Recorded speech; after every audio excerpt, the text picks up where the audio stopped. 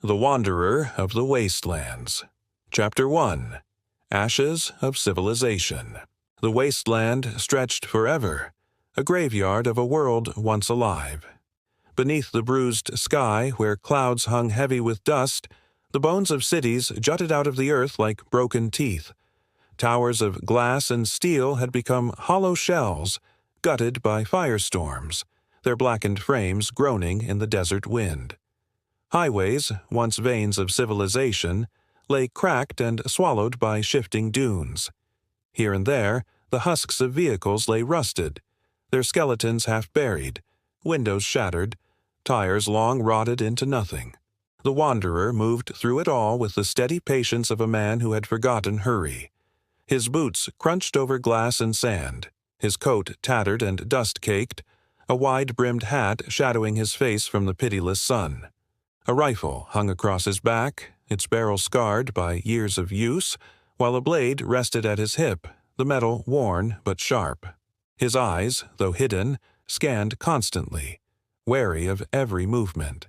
In the wastelands, silence was as dangerous as sound, for in silence lurked both starvation and ambush. He had no name here, at least none that anyone used. To the scattered survivors who whispered tales of him, he was simply the Wanderer, a ghost of the old world, drifting from ruin to ruin, never staying long enough for roots, never allowing himself the weakness of belonging. The road beneath him once carried thousands of cars a day. Now it carried only him.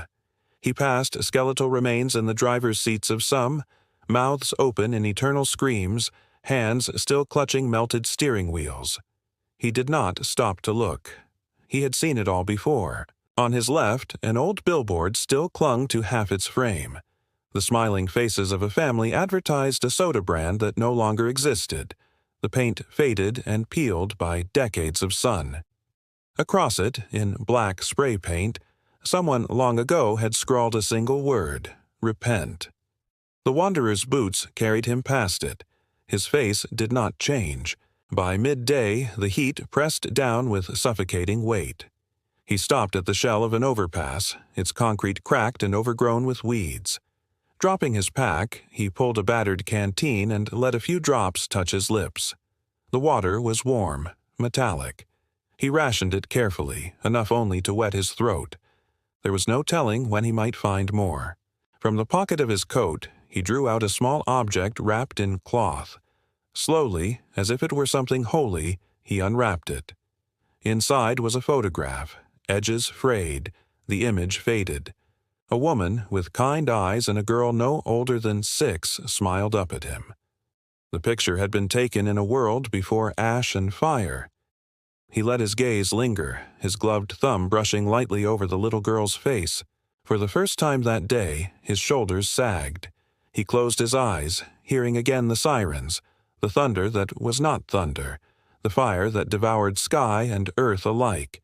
He heard screams, a child's cry cut short. He had tried to run, to shield them, but the world had ended faster than a man could draw breath.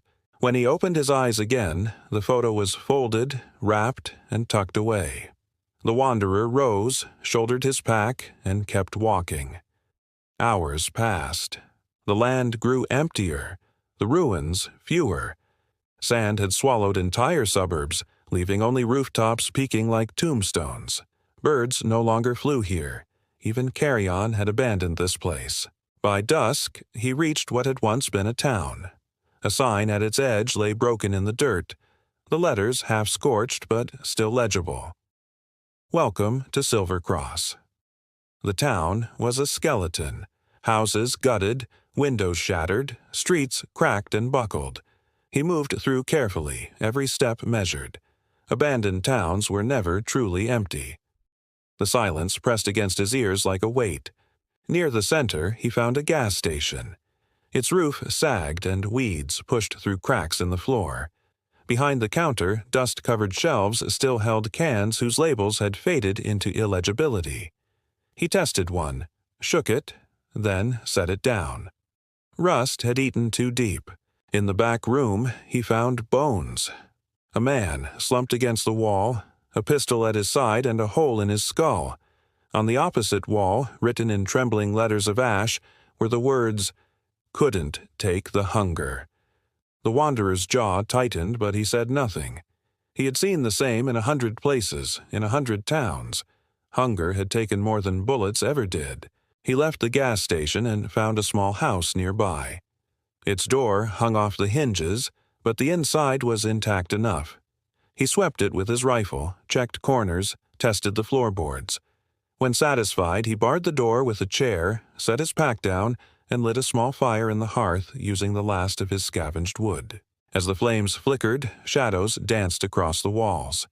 He unwrapped a strip of dried meat, chewed slowly, letting his body savor every bite. Outside, the wind howled through the dead town like a voice. Sleep did not come easily in the wastelands. He sat with his back to the wall, rifle across his lap, and let his mind wander where his body could not. He saw his daughter's face again, her laughter echoing faintly. He whispered her name, though no one lived to hear it. The fire burned low. The night grew colder. Somewhere in the distance, a howl rose. Not a wolf, but something that had once been. His grip tightened on the rifle. He stared into the dying flames and wondered, as he had 1,000 nights before, why he still walked, why he had not let the wasteland take him as it had taken so many others. But then he thought of the photograph, of her eyes, her smile, and he knew the answer. He walked because he had promised. A promise whispered in the last seconds before the world ended, as fire consumed the sky and his daughter clung to him in terror. "Find a place where the world is safe again, Papa. Promise me." The wanderer kept walking because he had not yet found it, because somewhere, beneath the ruins, beneath the hunger and the ash, he still believed it might exist. The fire died to embers. The wanderer closed his eyes, one hand on the rifle, and let the wasteland silence carry him into uneasy dreams. Tomorrow he would walk again. Chapter 2. Whispers of Madness. The days that followed Alaric's coronation were filled with endless duties, audiences with nobles, petitions from peasants, and councils of war. Outwardly, he carried himself as a king should, steady, resolute, voice echoing with command. But behind the mask of authority, something gnawed at him. The crown's whisper never ceased. Sometimes it was faint, like a forgotten tune at the edge of hearing. Other times it surged, sharp and insistent, curling around his thoughts like a serpent tightening its coils. At first he told himself it was a burden he could endure. Perhaps all kings heard echoes of their crown. Perhaps it was only his own fears given voice. But as nights passed and the line between his thoughts and the crown's grew ever thinner, the illusion crumbled. The first dream came again. The field of bones, the sky aflame, faceless soldiers bowing in endless rows. But now he saw more.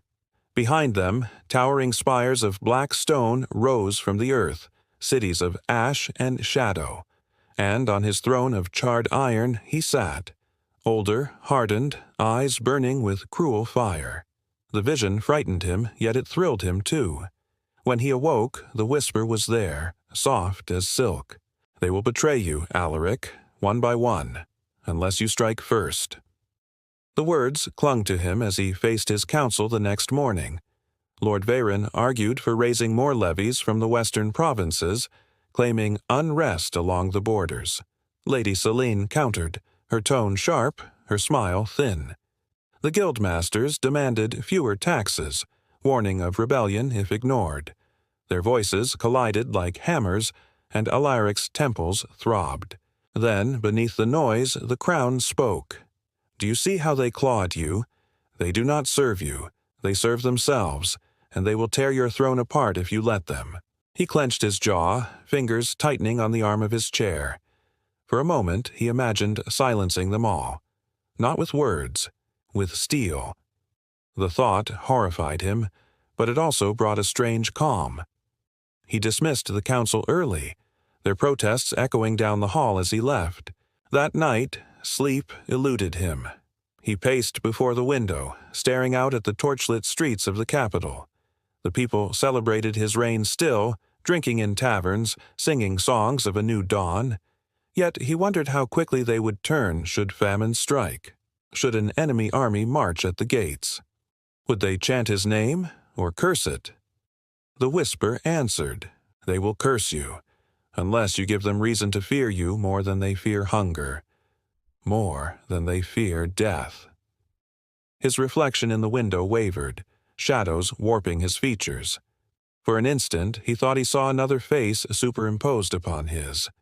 Hollow eyes, lips curled in a cruel smile, the crown fused into bone.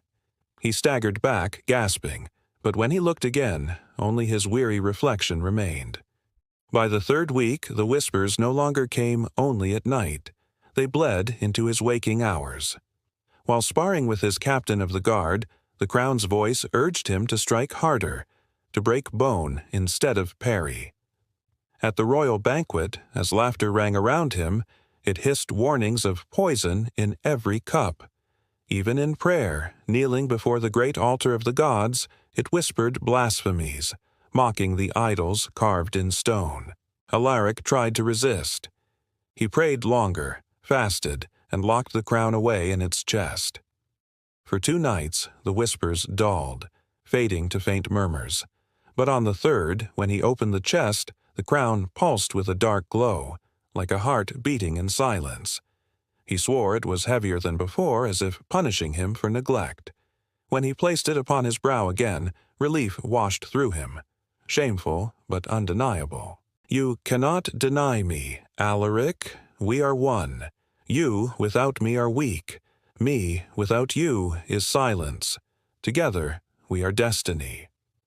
The next morning, a messenger arrived breathless at the gates. A minor rebellion had broken out in the southern farmlands, peasants refusing to pay their taxes. In council, his advisers urged caution, negotiation. But the crown whispered otherwise. Crush them. Spill their blood into the soil. Let the others learn from their screams. His hand trembled as he signed the order. 10 companies of soldiers dispatched. The rebellion was extinguished in a single night. The fields burned. The leaders hanged at dawn. The reports brought him no joy, only an emptiness that hollowed his chest. Yet in that emptiness, the whisper purred. "Do you see how order blooms from blood?" Soon, Alaric began to question even his closest allies. Lady Celine's eyes lingered too long on the crown, he thought.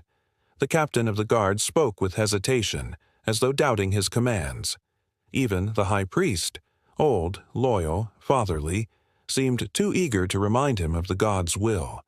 The crown twisted every word, every glance until suspicion coiled tight within his chest.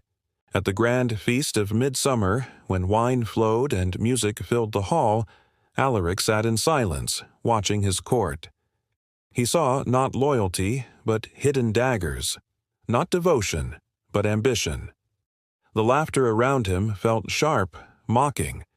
He lifted his goblet, and for an instant he thought he saw the wine swirl into black smoke.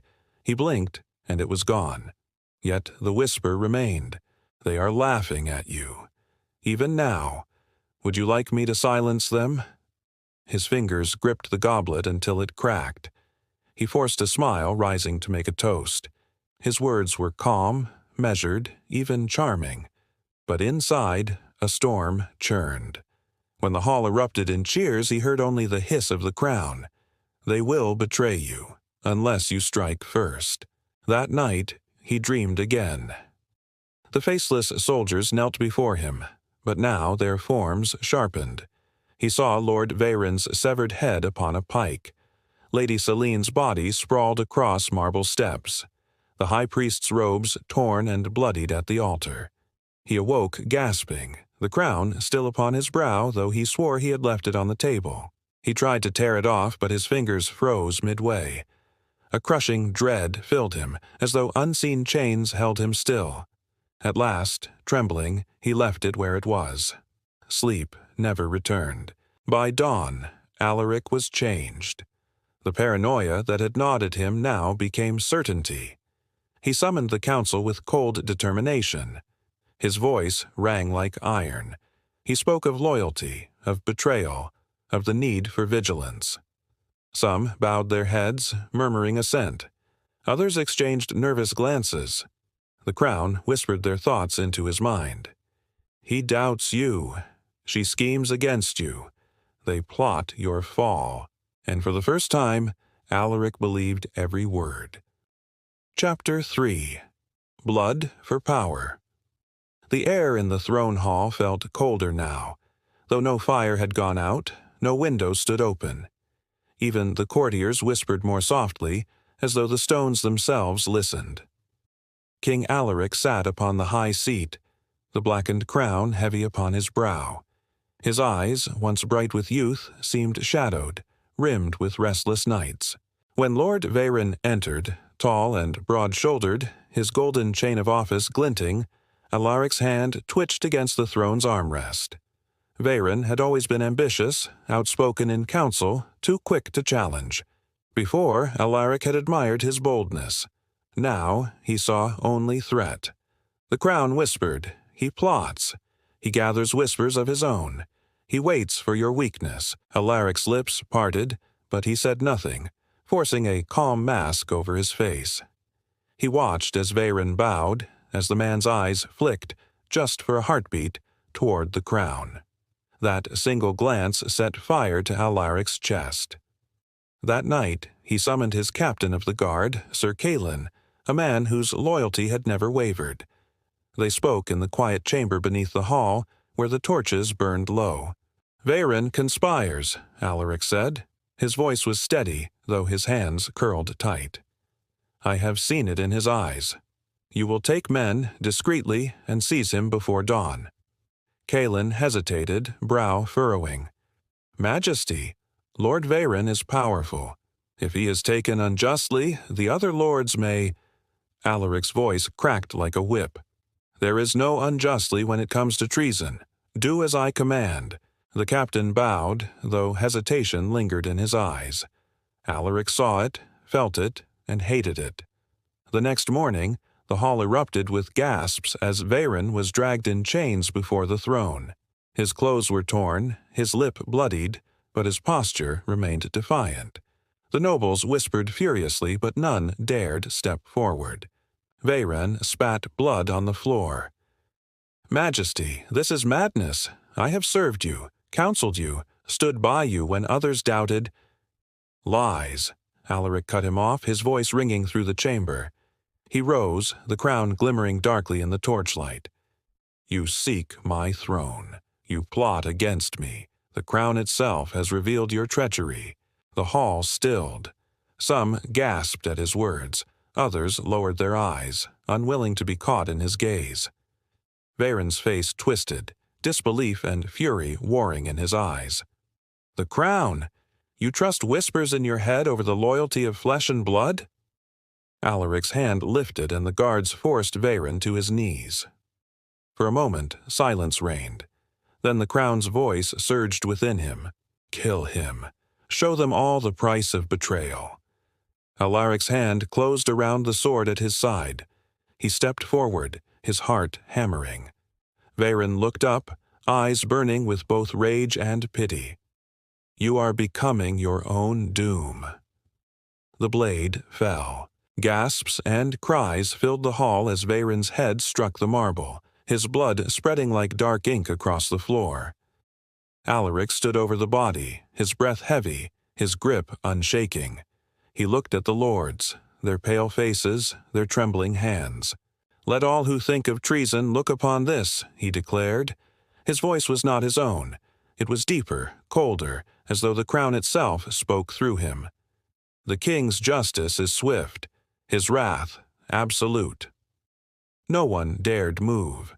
Some bowed quickly, others muttered oaths of loyalty.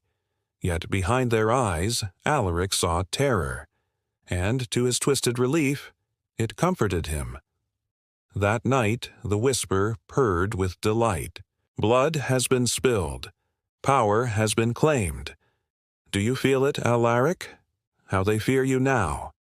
Fear is stronger than love. Fear will hold the kingdom when love falters." Alaric drank deeply of his wine, but the taste no longer mattered. He stared at the crown in the mirror, how it gleamed even in darkness. His father had ruled with wisdom, his ancestors with honor.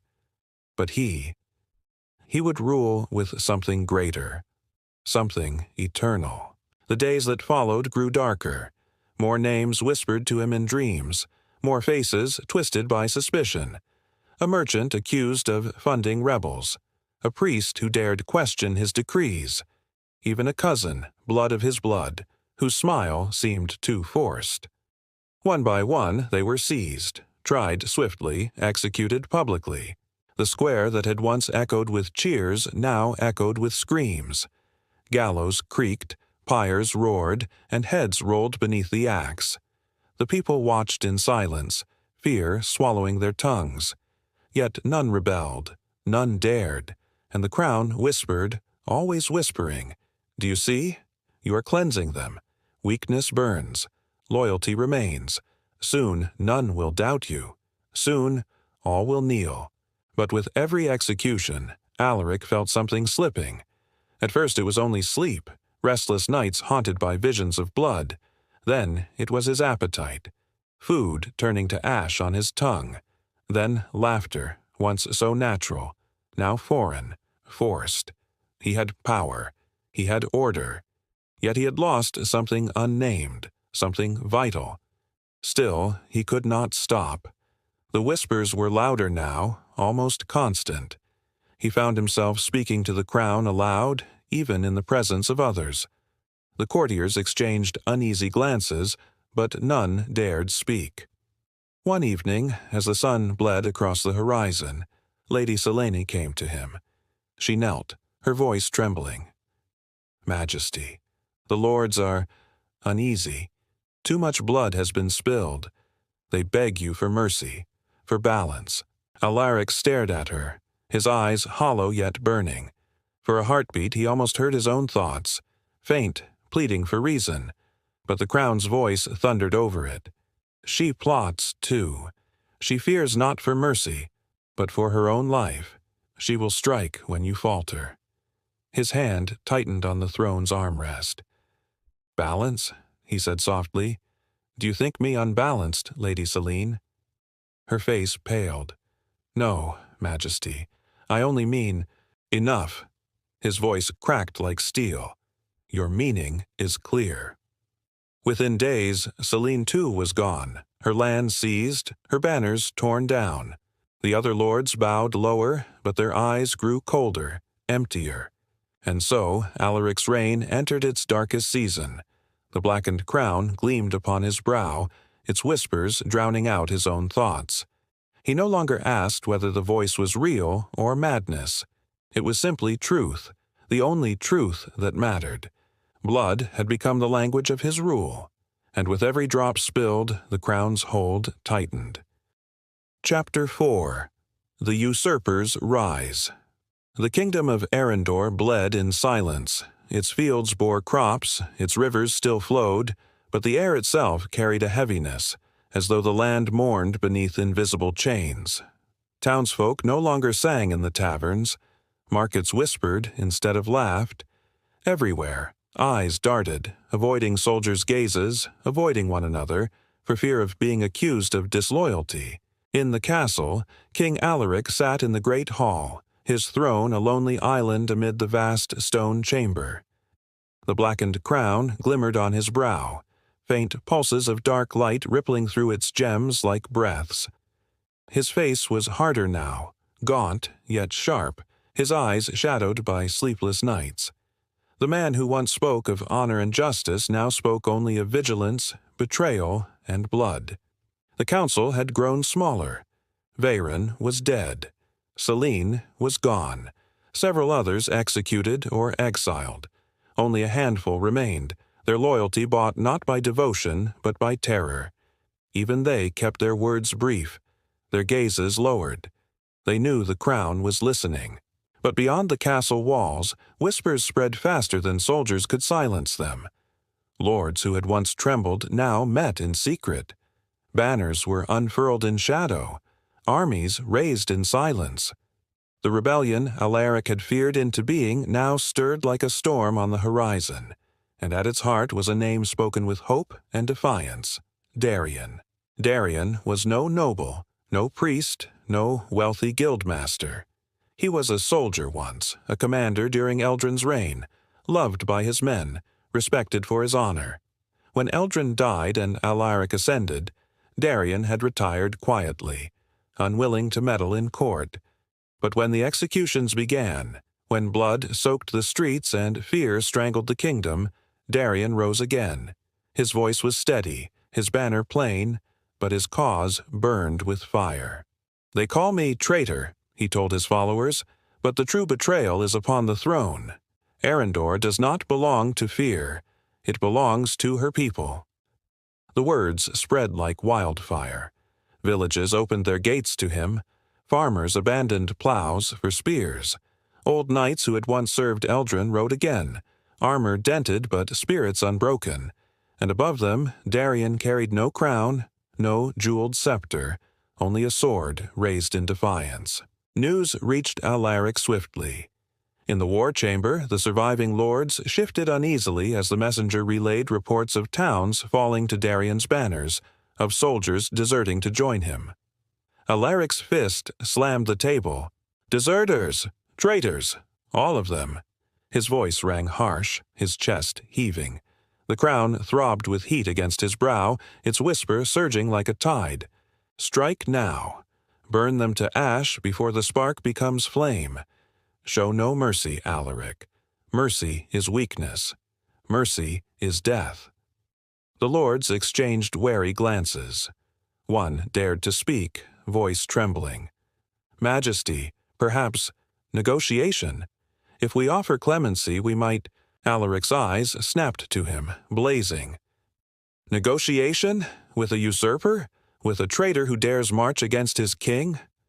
His hand gripped the dagger at his belt. The hall fell silent. No one moved, no one breathed.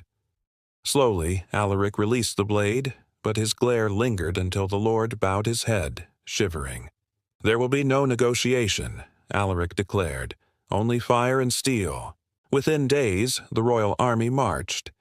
Banners of black and gold rippled in the wind, the thunder of hooves shaking the earth. Yet for all its might, the army's heart was hollow. Many soldiers marched with fear in their eyes, their loyalty born of dread, not devotion. The crown whispered to Alaric that they were strong, unbreakable. But in the quiet between drumbeats, he saw hesitation. The first clash came at the fields of Redmoor. Darien's forces were smaller, but they fought with a fury Alaric's men lacked. Peasants wielded pitchforks beside knights in rusted mail, yet their unity carved through the king's disciplined ranks. Alaric rode among his soldiers, blade flashing, the crown burning against his skull. Wherever he struck, men fell, their screams swallowed by the roar of battle. He felt invincible, untouchable, as though the crown itself guided his hand. But as the sun set and the field grew slick with blood, he realized his army faltered. Lines broke, standards fell, and above the chaos he saw him, Darien, astride a warhorse, his sword raised high, his voice carrying above the din. "For Arendor! For freedom!" The cry rolled across the battlefield, and men rallied to it. Alaric's stomach clenched, rage flooding his veins. There, the usurper. Strike him down, and all will fall. Spurring his horse, Alaric charged, cutting through foe and ally alike. Darien turned, their eyes locking across the chaos. Recognition flickered in Darien's gaze. Pity, sorrow, determination. Their blades met with a crash that echoed like thunder. Steel rang against steel. Blow after blow, sparks flying, muscles straining. Darien fought with the steadiness of a man driven by duty, not ambition.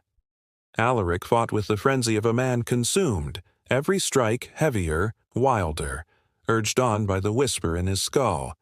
"Kill him, Alaric, end this. Spill his blood and claim eternity."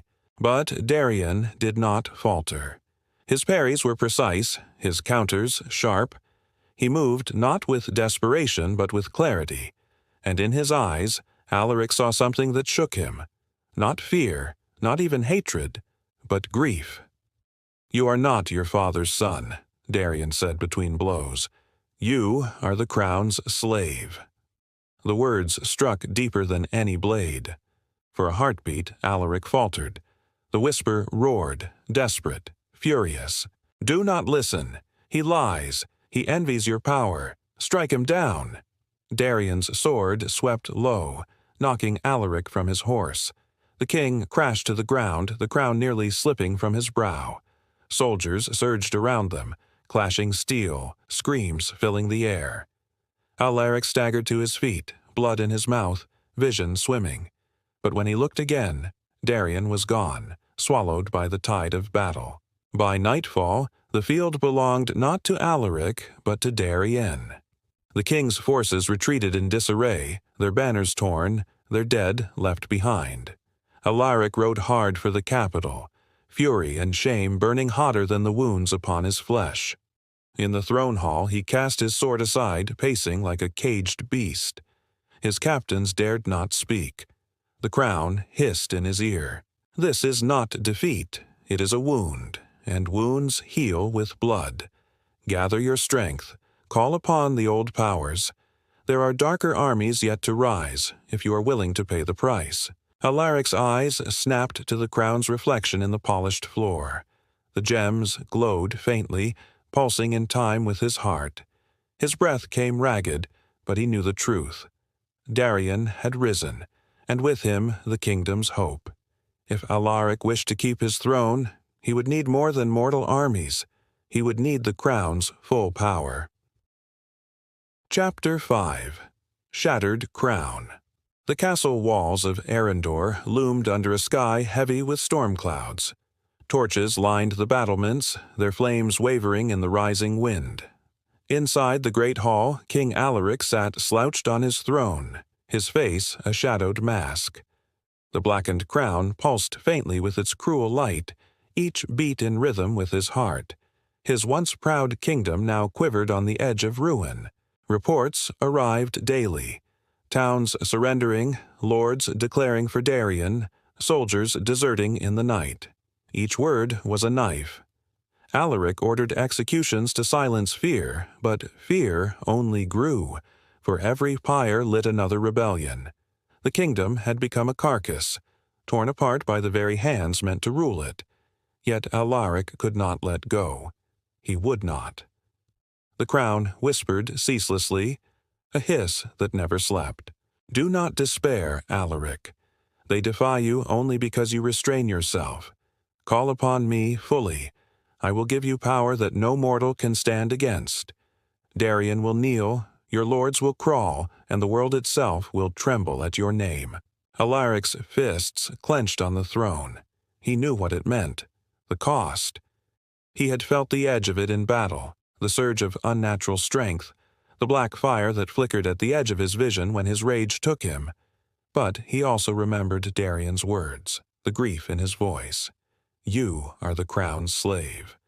For a fleeting moment, doubt touched him. But then came the memories of betrayal, of his council dead, of his people whispering treason in the dark. Rage swallowed doubt. That night, alone in the chamber of the throne, Alaric knelt before the crown as if before a god. His voice was hoarse but firm. "Then give me your full strength.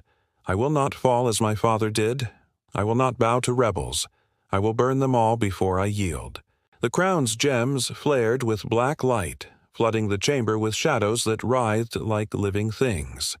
A voice rose, not just in his mind but echoing through the hall, ancient and triumphant.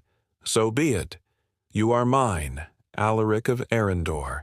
Together we are eternity." Pain lanced through his skull as the crown fused tighter to his flesh, the gems sinking into skin until blood welled and blackened. His scream shook the stone walls, but when it ended, he rose taller, eyes blazing with fire that was not wholly his own. By dawn, the gates of Arendor opened. From the darkened courtyard marched not men but shadows. Figures cloaked in smoke and flame, Warriors of nightmare, their blades whispering hunger. Alaric rode at their head, no longer a man but a vessel of something greater, something older. The final battle came on the plains before the capital. Darian's army stretched wide, men and women from every walk of life, their banners tattered but their spirits unbroken. Farmers held spears beside knights in steel. Old women carried torches. Young boys clutched stones. They did not fight for crowns or thrones, but for freedom, for the chance to live without fear. Darian stood at their front, his armor plain, his sword lifted high. His voice rang clear over the wind. Today we end the darkness. Today we free Arendor. And from the city gates the darkness came. Alaric's army poured forth, a tide of steel and shadow. The clash was thunderous, the ground trembling beneath the weight of fury unleashed. Arrows blotted the sky, fire raged across the field, and screams filled the air. At the center of it all rode Alaric, black fire trailing from his blade, the crown blazing upon his brow. His laughter carried over the din, terrible and mad. Where his sword struck, men turned to ash, their very souls devoured by the crown. Yet still they fought, still they rose. And Darian, unyielding, carved his way through the chaos, eyes locked on the king. Their blades met once more, steel shrieking as sparks burst between them. "You've become a monster, Alaric," Darian roared, pressing forward.